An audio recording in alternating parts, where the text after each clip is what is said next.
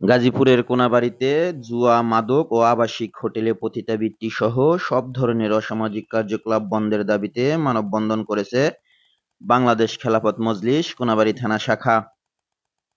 শুক্রবার ২১শে ফেব্রুয়ারি মহানগরীর কোনাবাড়ী কেন্দ্রীয় জামে মসজিদের সামনে এ মানববন্ধন অনুষ্ঠিত হয়।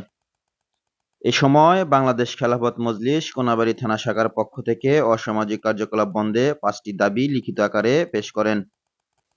আবাসিক হোটেল ও বিভিন্ন বাসাবাড়ি ভাড়া নিয়ে যে সমস্ত অসামাজিক কার্যকলাপ চলছে তা অচিরেই বন্ধ করতে হবে।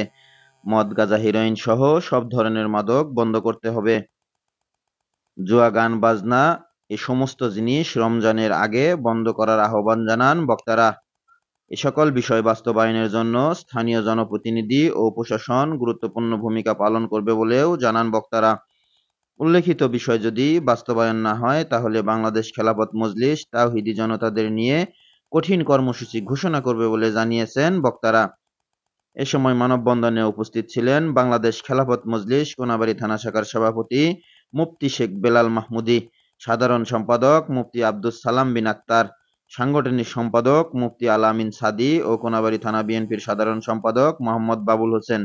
বন্ধ করার জন্য জমিন থেকে নাফরমানি, মদ, জুয়া, আল্লাহ আপনার নাফরমানিকে বন্ধ করার জন্য আল্লাহ দুপুর বেলা না খেয়ে দাঁড়িয়ে আছে, প্রত্যেকের এই মেহনত এবং এই কষ্টকে আপনি কবুল করে নেন।